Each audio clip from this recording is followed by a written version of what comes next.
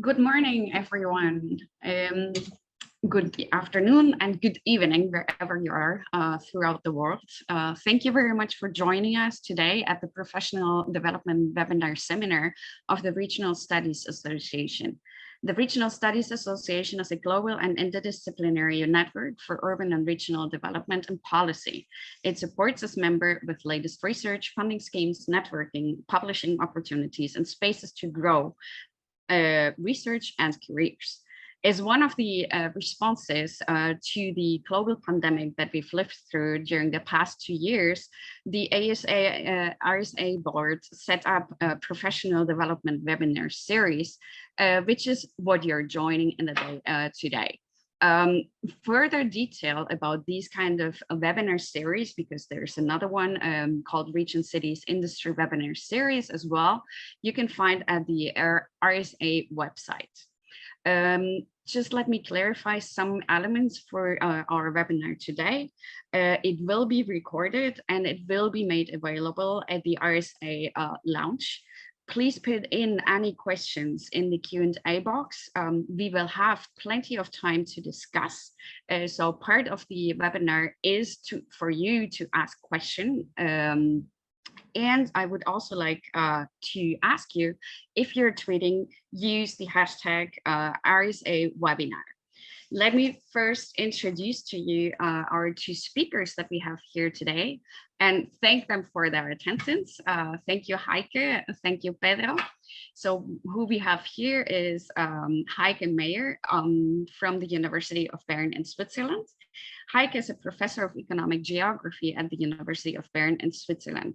Her research is in local and regional economic development with a focus on dynamics of innovation and entrepreneurship, place making and sustainability. She has started her career in the United States, where she completed a PhD in urban studies at Portland State University and held a tenured professorship at Virginia Tech University. She's author of the book Entrepreneurship and Innovation in Second-Tier Regions, co-author of Small Town Sustainability, and co-author as well as of the Political Economy of Capital Cities. Thank you, Heike, for joining us here today. You're going to be the first one to be presenting. At the same time, we have here Pedro Amaral. Pedro is a tenured professor at the Department of Economics and the Center for Regional Development and Planning at Universidade Federal de Minas Gerais in Brazil. Pedro, I hope I pronounced it the right way. If I don't, I'm sorry about that. Additionally, he's also fellow of the Center for Spatial Data Science at the University of Chicago in the United States. He has a PhD in land economy from the University of Cambridge and acts as a co-editor of the journal Spatial Economic Analysis, Journal of Spatial Econometrics, and Regional Studies, Regional Science. He is a member of various scientific committees and a proliferate researcher. Thank you again also, Pedro, for being here. So the way we are going through this webinar is Heike is going to present about publishing in English, a topic that has caught quite a bit of attention. So thank you all for being here. Then Pedro is going to talk about the same topic, presenting his presentation. And then we have about 20 minutes for question and answers. So you can leave all your questions in the Q&A section that you find in the webinar. Thank you, Heike. Thank you, Pedro. Go ahead, please, with your presentation, Heike. Yeah, thank you very much, Jana, and welcome also from my side. I'm sharing my slides, and from the chat, I see that we have guests and listeners from all around the world, and a warm welcome, especially to the Ukraine. I saw somebody from Kiev, so welcome, and I hope you're safe right now. And yeah, so welcome to my presentation. I will be talking about how to publish in a second language in English. I myself, I'm a native German speaker. I'm from Germany, working in Switzerland. And being a non-native or ESL, English as a second language academic, I have experienced a lot of, let's say, hurdles along the way or in my academic career. And I would like to share some strategies and insights about how to overcome these hurdles. But let me set the stage first. I wrote here, I'm not one of the 4.83% native English speakers, and so are you probably also. We know that in the world we have so many different languages, Chinese being the most prevalent one, Hindi, Urdu, Arabic, Spanish, English, but also German, Japanese, French, Russian, Italian, Portuguese. Those are all languages, and we have researchers, academics working also in these languages, teaching in these languages. At the same time, we have a lot of people in the world that learn English, 1.5 billion learners. This is data from a research project in Germany that was published in the Washington Post. And I thought it was really interesting that how it shows that English is not the dominant language, yet we learn it and we try to express ourselves. So the fact is that English is the most important academic language. And perhaps I give you a little bit of insights of how I came to my point in the career and how language played a role in it. In Germany, I started to learn English in 5th grade, and we start learning French a little bit later in the high school. In my career, I worked in German language, especially as a freelance journalist. I then went to the United States for graduate studies, master and PhD. So this was the first time I really came in touch with English as an academic language, as a scientific language, and the need to publish in English through my professorship at Virginia Tech. I moved to Switzerland in 2009. And here in Switzerland, we have 4 official languages. We have French, German, Rätoromanisch, and Italian. And I teach in German, I do outreach in German and in French. I need to understand French. And my publication activity is in English and in German. I'm also the section editor for Economic Geography section for the Geography Compass. So along what you see in my career was always an importance on writing, an importance on communicating in different languages. And I think this has been very important and sort of left an imprint on me as a person and how I approach languages. Also, when I came to the US, I noticed, I read different publications from different scholars, and I was really touched or inspired by 2 scholars in my field. This is Anne Markussen and Annelies Aksenian. They wrote in the 90s a lot about regional development in the United States. And I really liked their writing because it was very clear, straightforward, and uses an active voice. And especially Anne Markussen never shied away to utilize the I form in her writing. So I really felt that she was speaking to me as an audience, as a reader, and I was really inspired by them and felt that I could also utilize some of their techniques and skills. So to this day, I kind of remember texts that touched me. And I will get to this later on in my strategies, why this is important. But I wanted to give you a little bit of a sense of what inspired me and how I came to this point. Now, turning to publishing in English or publishing in a language that's not your native language. For sure, we are playing on an unlevel playing field. Native English speakers, they always have an advantage just by virtue of having the skill to express themselves in English, not needing to put in the time. I'm not talking about that also as a German native. I sometimes have struggled with German texts that I have to write, but just by the fact that I know how to start a sentence, what kind of words, maybe what kind of alternatives I can use for certain words. So native speakers always have an advantage. And we start from a different point. We have to put more effort in. It takes more time to publish in a second language. So it's an unlevel playing field. It's also clear from research that articles written in a clear English language style, they're more likely to get published than those that are written more poorly from a language point of view. And English proficiency is a good predictor for publication output, even more so than the research activity themselves. So from the facts, I think it's clear we need to develop strategies of how to deal with the disadvantages.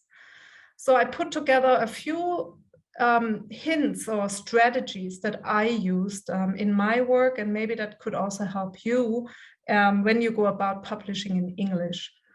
And here are the strategies. The first one is really to find a native speaker and co-write with them. Find co-authors who are native speakers. This actually from the early graduate studies in my career helped me a lot. I worked with mentors who put me as co-authors on their papers, reports, and I benefited learning from them by just observing how they approach the text and the publication. Now, this comes along with a little bit of issues about authorship. So sometimes maybe a native speaker might take on claims, well, I know the language, I'm the expert. So it's important to negotiate the authorship credits when I say co-write with a native speaker, because it might there might be tensions arising along the way. But the co-writing really has helped me to learn, to kind of advance my own language skills. I also asked native English speakers to proofread or even to mentor me. Sometimes they were the co-authors, sometimes there were other kind of mentors, sometimes it's even a PhD student who has English as a native language who proofreads my work. So not being shy about asking for help was also very important. Asking for help in the sense of language editing, but also asking for help in terms of mentoring, where to publish, how to write a text. And then I always try to look for opportunities to improve my own writing skills through courses in scientific writing, or now as a professor, I sometimes offer courses for my team where we look into scientific writing. We have somebody helping us with that. And just by continuously educating myself, improving myself has helped quite a bit. And nowadays, confronted with the computer-aided tools like DeepL or Grammarly, this has been very popular amongst my PhD student. I think these tools are very good because you can also learn from them how they correct your text, but I would caution to rely just on these tools. So be careful just using DeepL and Grammarly as the ultimate sort of checker. And this has to do also because writing is also an analytical process. It's a process where you go through your thinking and you express yourself, not just expressing yourself, but you also go through your arguments, and you have to write for an audience. You have to imagine an audience, and a computer-aided algorithm doesn't imagine an audience. It's you as the author. So I think they can help us be more efficient, but they don't take the task from us to write for an audience. So I think that's why I'm saying be careful. Yes, use them, but be careful with using them. And then from my perspective as an editor, really take the time to correct, edit, and polish the text. So don't just send it off when it's ready, when you think it's ready. Well, go back into the text again and work with it. I utilize sometimes professional proofing, although I'm stingy. I don't spend too much money. I live in a very high cost country, so contracting with a proofreader in Switzerland is high cost, so I don't do it much. So because also not everybody has the resources, but if you have the resources, if you have access, professional proofing can help. Unfortunately, nowadays, most journals don't have professional editors anymore, language editors. It's all offloaded to us as authors. When I started my career, there were certain journals that had really somebody employed who did the language editing on the text after it was accepted. But this is in most cases not the case anymore. And then take a chance and submit your work. Don't be shy as a non-native speaker. Submitting your work is important. Getting it out, getting the work out, because we have wonderful research in all parts of the world and it needs to be recognized. We need to read it. And I think taking a chance at submitting your work is very important. And then lastly, as you advance in your career, write in your own language, because also what I'm doing now is I write in German about the research that we have maybe also written about it for an academic journal. I write maybe for a newspaper article, I write for an outreach paper, a blog entry in a blog, you know, about alpine development. I write in German because I think it's also important to express ourselves in our own language and to bring the research to our own context. So writing in our own language, as you advance in your career, you have more time, you have more, let's say, slack to do that. And that's important. I think it's also something that we have to, at least I see it as a, maybe you can say as a mission to kind of bring it back to our own backyard and to bring the research into our own communities. So I think we shouldn't give up completely writing in French, English, whatever language you speak. So those are some of the strategies that worked for me. From an editor's perspective, Geography Compass is a journal that publishes literature reviews. I highly recommend, if you're a rising junior scholar, you have a literature review, you have a topic that you want to review, we commission papers, and here I see that manuscripts often fail, of course, because they are not fitting the journal, or they are poorly organized or poorly structured, but often it's also language. Is the grammar correct? Is the spelling consistent? Is it appropriate? Is it edited? Even little mistakes can make a difference, make or break, because reviewers, they're stressed. They don't have much time. They don't want to deal with imperfect manuscripts. So really polish your work and make sure that it's as correct as possible before you submit it, and then submit it. Don't be shy to check with the editor. So I always take questions from authors about their manuscripts, whether it's a fit, whether it's also in terms of the language okay. I don't do editing, but I can tell somebody who would like to submit whether they would need to go through a formal language check editing. So don't be shy. And then what can I do? This is more the political level. So as an editor, I think we have to help authors, potential authors, navigating the submission process to become, so that it's less opaque, less mysterious. You know, that's why I'm saying don't be shy to contact editors. We need to help interpret peer review comments. You know, we need to provide a context. We need to say, oh yeah, this is very important. You have to pay attention to that. So it moves into peer review a little bit, but also for somebody who is not a native speaker, maybe you don't understand or interpret all the nuances. So as an editor, I have the task to also help authors understand the peer review comments. I can help lobby for more resources at my own institution. We don't have that many resources centralized for this kind of support, but this is what we can do. If you're a professor, if you're an editor, you should do that. And I can encourage to submit work to journals, because I think this is diversifying our base of knowledge, and we need to really get research from all parts of the world, not just from the Anglo-Saxon context. So with that, I think I hope that I presented you with sort of strategies that work for me, but also this perspective of the editor. And we can come back in your questions to some of the details.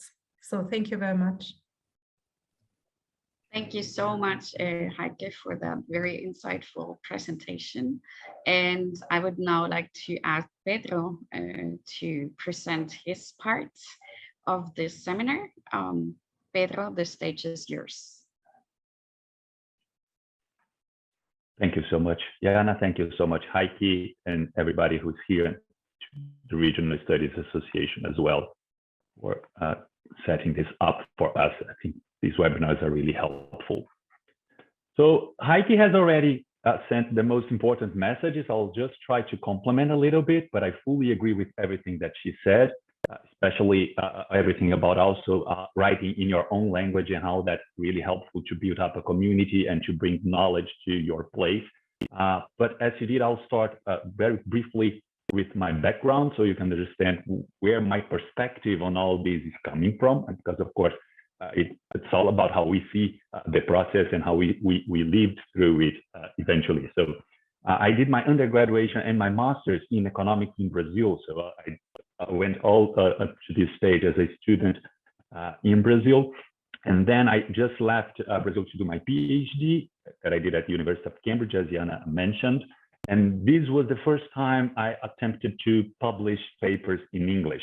Of course, it did not go very well. I had to revise and resubmit, and actually to change the journal that I was submitting my paper to. So I think eventually it got accepted only on the second or the third journal. But anyway, this is how these things usually work, right? So at least I started early to try to get these things out there, and it was a very nice experience.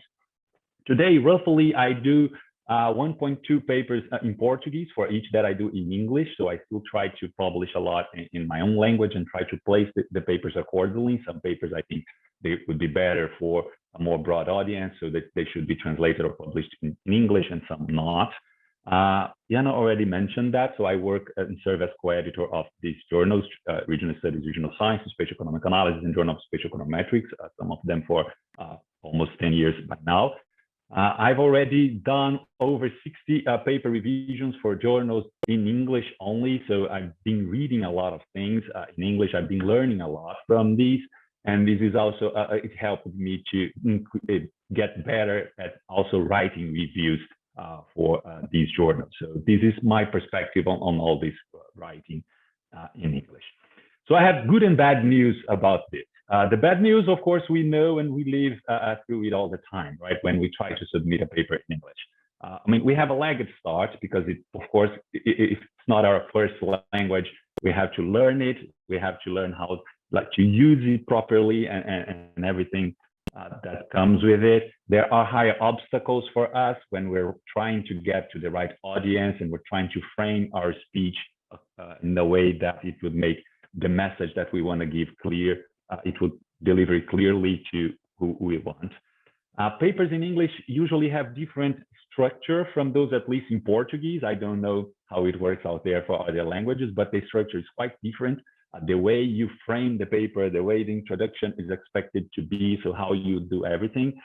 When I was preparing the presentation, I thought that maybe I would do some sort of a cookbook of what to do, but then I decided that it would be useless because some different journals have different expectations as well. So it really all depends on where you're submitting your paper to.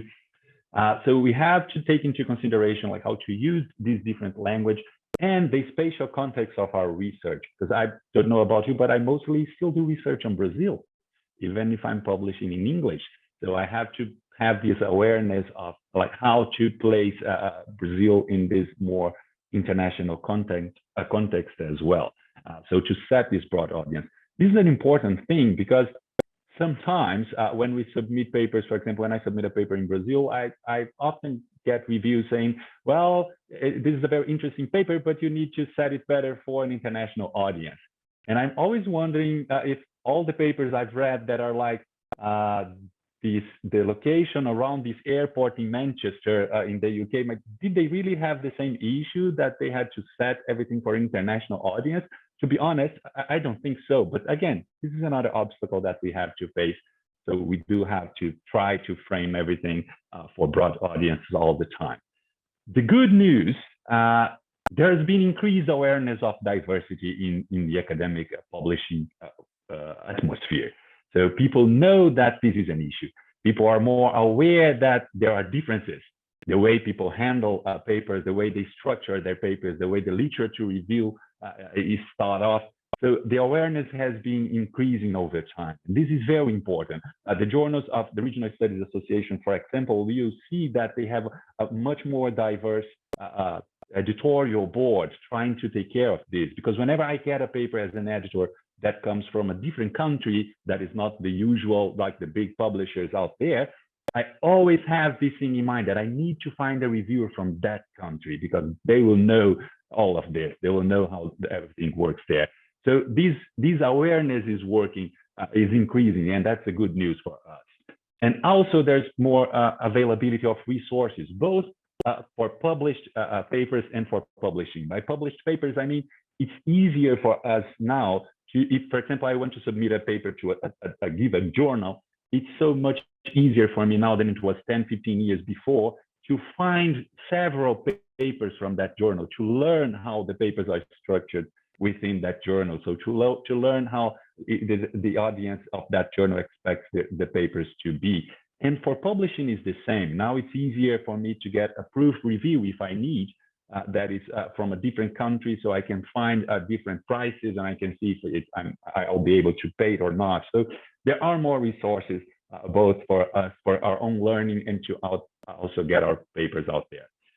So I just want to give some tips that have worked for me, and the way I'm framing this is I'm actually putting reviews I received from my papers. So all of these ultimately got published, but you'll see sometimes it doesn't look that they would get published, but I mean, eventually they did. So I'll just show it to you what I mean by that. So the first thing is that you need to get your paper rightly placed. And what I mean by that is if you're publishing on a different country that is not a very popular country in the literature, you have to give context to the readers of your paper. Don't forget that. So this is a review I got, like Geography of Brazil. The authors often proceed as though the reader were very knowledgeable about geography of Brazil. Of course, I am. I mean, I can tell the cities, I can tell the states, but most of the readers will not be able to. So you have to frame your writing keeping that in mind, that maybe when you're analyzing a result, it's not really worth it to pinpoint cities or to pinpoint a given state and try to give more like a spatial awareness or a spatial reference to the readers than actually trying to get them to understand the geography of what you're publishing. So try to get it placed accordingly to this international audience that you're trying to reach, that they will not know your place as you do. And then I got this other review. This is a well-written paper that intends to analyze regional resilience in Mexico and to examine differences between shocks. And when I read it, I was like, Mexico? I never wrote anything about Mexico. So the paper was on Brazil.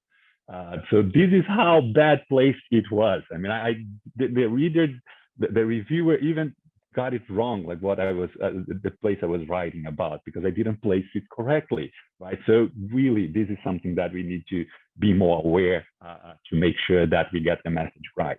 But not only get your paper rightly placed, but put your paper in the right place as well. So this is as important as the previous point. Once a reviewer wrote me that the literature review should focus more specific on the literature to which the present paper contributed. So for a journal such as whatever, the focus should be on economics papers because it was an economic journal. So this is what I'm saying, that there is actually, unfortunately, there's no cookbook. You really need to try to frame your paper according to the journal you're sending it to, because then not only regionally, but also thematically, you'll have increased chances of getting it published.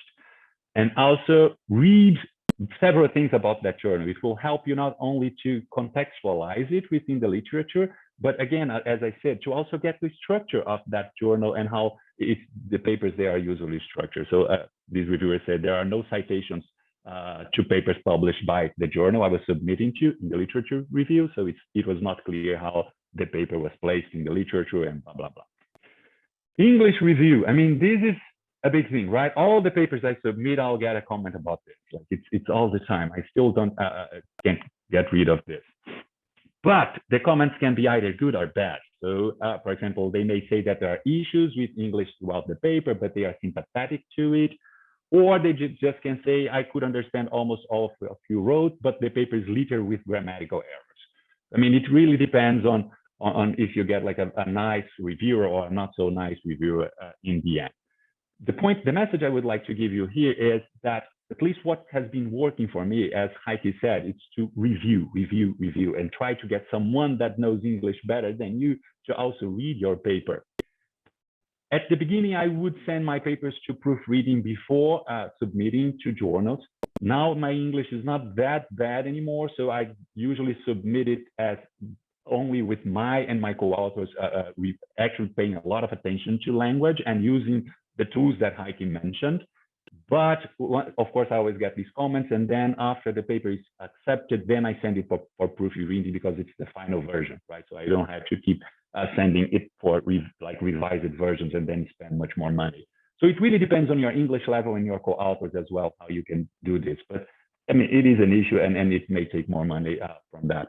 And of course, it depends on as I said, depends a lot on the reviewer. So for the same paper, you can get a review that says that the paper is well structured and competently drafted, and English is used in a professional way. And then reviewer number 2, always reviewer number 2, will say that it could use English language language editor and like really ask you for that. So let me speed up a little bit. Do not always focus on the what your paper is about, but try to keep in mind the so what all the time. This is really important for us, because if we're writing in a different country, people will always be asking themselves, like, how does this matter for me? Like, how does this matter for my place? So always keep the so what in mind, because the empirical, this was like a great reviewer I got who taught me how to do these things, because he actually got my rent and taught me, like he said, this is what you need to do. That my paper was interest because Brazil is an emerging developing country, but the results could in principle apply to different places, but I should work on this. I should work on this kind of arguments to make sure that I improve the motivation of my work. So some reviewers are really that nice. So just focus all the time, try to keep the so what in mind so you don't miss it.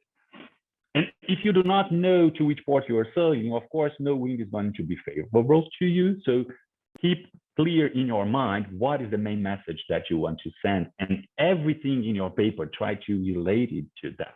So whether you are doing the introduction, whether you're doing your abstract, whether you're evaluating and analyzing your graphs, I mean, all the time, keep in mind that the message must be there, like why this paper is important. So what do you want to deliver with the paper? Where do you want to get in the end with the message of your paper?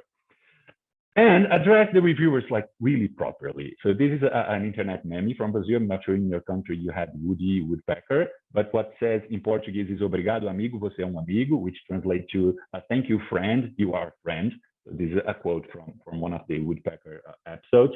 So the idea is whenever a reviewer tells you something, it doesn't mean that you have to do it, but you have to address it properly, because the reviewer is the first unknown person that is reading your paper. And if they didn't get something right, other readers will not as well. So don't just reply to the reviewer and say, no, this is, you didn't get it, and this is what it is, and what I tried to say, without actually going to the actual paper and revising it. Because, I mean, if they had any questions, other readers will have them as well. And if you put effort, you will get very good feelings from the reviewers. So, I mean, if they see that you've taken into account and that you were careful with what they said, of course, they will be more sympathetic to your paper. Sometimes it's difficult. Sometimes reviewer 1 will say that your paper is interesting, ambitious, it applies a state-of-the-art method. And reviewer number 2 for the same paper will say that it's out of date. And then you're like, oh, okay, it's state-of-the-art or is it out of date, right? So even though, I mean, if you get this kind of feedback, try to build upon them, learn from what they're saying, and find a way to at least answer properly and revise the paper so that question does not come back again. So, okay, just to finish, publishing papers, of course, it's not easy. Publishing papers in a different language is even harder. So we do have to work a bit more. You've done a lot of research to actually write that paper, to get it in a different language and to sort of get into like this finished stage. So we need to have to do this extra mile and do some research about the journals as well. Find a journal that has some international editorial board members, because you'll know that they will have more awareness of this. So do look into the editorial boards, do try to frame your paper to specifically that journal with its structure, the way language is used and they deal with everything, because it will highly increase the chances of you getting published.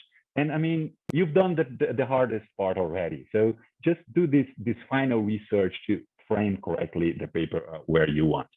And then I do hope you get several emails like this saying that your paper has been accepted for publication and that it will have a strong positive reception and all of that. So I do hope we see these more often for different countries and for more diverse settings. So thank you for listening, and I do hope all these may help. I'm here also to answer questions if you have some. Thank you to all the editors, to the Regional Studies Association, but all the editors like out there, to the reviewers out there. And I would like to also note my thanks to reviewer number 2, because these people do need more love apparently. So thank you to these reviewers number 2 out there as well. That's it. Thank you, Jana. Thank you so much, Pedro, for the insightful presentation with a bit different focus than Heike did, and I think they complemented each other very nicely. We have received the first questions, and I'm going to try to put the question up not in the order that they come in, but rather in the order of topics. Please also go ahead if you have more questions to write them down. So the first question that was mentioned was by, and I'm sorry if I mispronounce your names, Ulvia, who said that I'd like to ask, what should we do to publish in a journal? I have a research, I need to get feedback from someone experienced and publish it in an academic journal or website. And I would like to add there, from a perspective of a scholar who works at the periphery university in a developing country and has PhD students, that oftentimes I hear from them, well, how do I connect to these English native speakers who can help me in polishing my paper? One of the tips that Heike mentioned was specifically that. So maybe you can go and answer a bit more in detail to these questions. Maybe Heike, you want to start out, and then Pedro? Yes. So first of all, I would like to encourage everybody to try to publish their work internationally, because I think it's very good to get your work out. Since Pedro said it, you already have put a lot of work in your research and possibly already in writing. So publishing it internationally, I think, would be great, because then it gets out, gets cited. We know about it. There is a diversity of ideas, not just one type of school or one type of thought. And how to go about that? I tend to also like special issues, because you can submit your work to a special issue. For that, you need to be on listservs to hear about the special issues. But they give you opportunity to maybe publish your work in a certain topic area in a special issue. And it's not that special issues are a closed club or a clique. You know, it's not. Actually, when I edit special issues, we are interested in a very broad, you know, submission of broad papers, of a broad set of papers. So and it's always good to go with a special issue, because then in the topic area of the special issue, there's more than just one paper. There's 10 papers maybe. So special issues are a good way to kind of enter. Yeah, that's maybe one thought. Maybe Pedro has another one.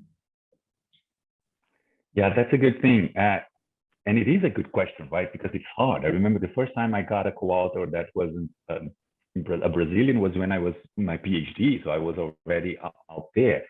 As Heike said, in addition to that, I know, for example, regional studies does a lot of these academic writing seminars. So it is a great environment for you to get to know different people and maybe find someone who has similar interests, research interests as you do, and then try to do something together. And if you're an early career, regional studies, regional science has an early career section as well in the journal, where you can have a guided someone who actually help you with the publishing of the paper. So if you're in early stages of your career, you don't know many people, and like these may be good ways for you to get to construct and to build this network. So finding this academic writing seminars and webinars, that it's not like this one, but it's more in a sense that let's do this together. And regional studies has been holding some of these, and there's always these at conferences as well. And also, again, yeah, conferences are good places for do this as well, because if you see someone that is presenting a paper that is similar to what you do, you can approach them, you can talk to them, and then you can start maybe a conversation with them that may result in a joint collaboration. So I think these, in addition to what Heike has mentioned, these would be my suggestions. And special issues usually are published on the journal webpage. Ideally, they should be published in advance. So usually journals have a a backlog or a list of special issues, and they publish the calls on their website. They should actually, from my view, and some do actually, are very good about that. And then listservs in your respective field are very helpful, because that's where we publish the calls. The editors of the special issues send these calls out to the lists. Thank you very much for both of the insightful responses. There are more specific questions now dealing with the language problem. Sophia asked, and I think Pedro, you already answered that question. Is it a good idea to submit a paper that you corrected on your own, and after acceptance only send it for proofreading to a native speaker? From what I took from your presentation is it very much depends on your level of English, right? Yes, exactly, Jana. For me, it changed. At the beginning, I would send it to proofreading before submitting, but then after I got better with writing in English, I started sending it only afterwards. So it really depends on your level of English and the co-authors as well. Another question that was raised, which I think is very interesting, how do you deal, by Alison, how do you deal with translations? For example, for a qualitative study where you conduct interviews in a language other than English, and you want to use direct quotes, how do you do that? Yeah, maybe I can answer that, because often we have interviews in Switzerland in Swiss German, which is even a dialect of German. So when you transcribe the interviews, you translate them already into High German, and then you publish in English the quotes.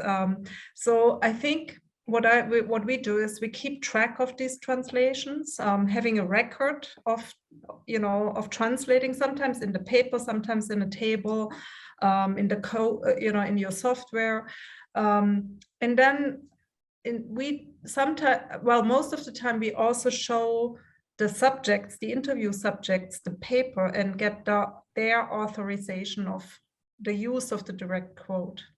So when it's translated then into English in the paper, we send it back before it gets published, ideally before it's reviewed, to the subjects, to the interview subjects, to get their agreement that it was said in that way, intended in that way, and then they can say yes or no, and they gave consent already, but the consent is also on the published English version of their direct quote.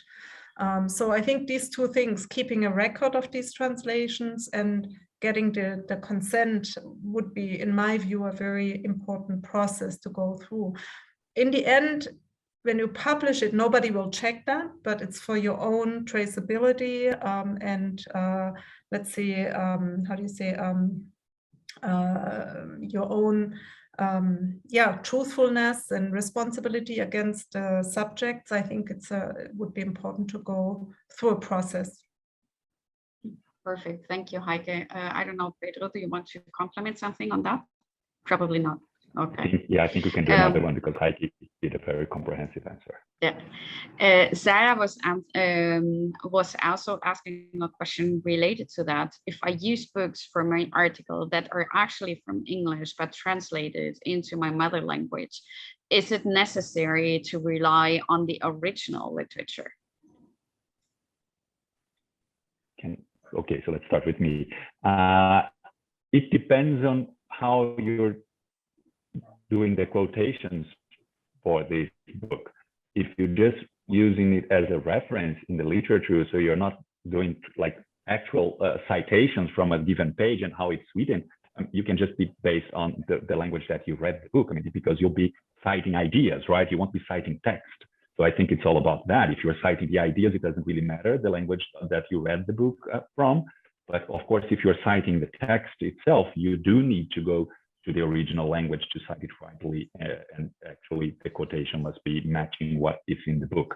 So my suggestion would be that if you don't have the original book, you just don't cite it like literally. You just try to cite the idea to refer to what is the main message that you got from that book or paper or whatever, and then you won't need to shift to the original language of that work. I'm not sure if it's the same as Heike or what. I think I agree. Nothing to add here. Great. Let me wrap up with the last question that comes from my person. Most of the times I hear students approaching me and asking, should I first write it in Spanish? I'm living in Colombia, so Spanish is the native language, and then translate it into English, or should I start writing it in English right away? I would like to have your take on that question, and with this, try to finish up this very interesting webinar. Pedro, you Heike, want to maybe. start? Oh, yeah. It's your turn. Yeah, it's your turn. Heike, Yeah. luckily for me. Yeah. It's the same question in Switzerland. You know, should I write it in German first and then? I'm more a pragmatist and interested in efficiency. I would go straight for the English version because it takes time to do both. It's a very, as Pedro said, it's, you know, a German article is a very different article, a different thought, different structure, or French article is very different than an English article. So I think I would try to advise to go straight for the English version. Great, thank you. Pedro, what do you think? Yeah, I agree, but to me, like, actually, it all depends on also the co-authors that I have for the paper, because if the English level of the co-authors is not that good to actually write straight in English, of course, we always do Portuguese first, and that's it. If my co-authors are like very nice, have a very nice English, we can try. I'm not saying it happens that, because as Heike said, I mean, it would be ideal, but I'm not that efficient. So sometimes we, even if the co-authors are also proficient in English, sometimes we start in Portuguese and then we translate it. But I think we do try several times we do try to start in English as well. I mean, again, it depends. What I'm trying to say is, for me, it depends on the co-authors. If my co-authors are like, have a very good English level, we can start already in English. It would be the best. I agree with Heike. It's more efficient. But if they don't, they don't. And then it's Portuguese all the way until the end. And then we translate it into English, and that's it. Great, thank you so much, Heike and Pedro, and of course also Alex and Katarina from the Regional Studies Association. Thank you all for those who have participated, who have asked questions. We're watching it maybe later. I think it was a really interesting webinar with many great insights for publishing in English as a foreign language. Thank you very much. And I would also like to remind you that there's a lot of information available at the Regional Studies Association website. So go there for further information, and we sure hope to see you again at the Regional Studies Association webinar series on professional development. Thank you very much to all of you, and have a wonderful evening, afternoon, or morning. Bye. Thank you so much, everybody. Thank you, Jana. Thank you, Heike. Thank you, everyone.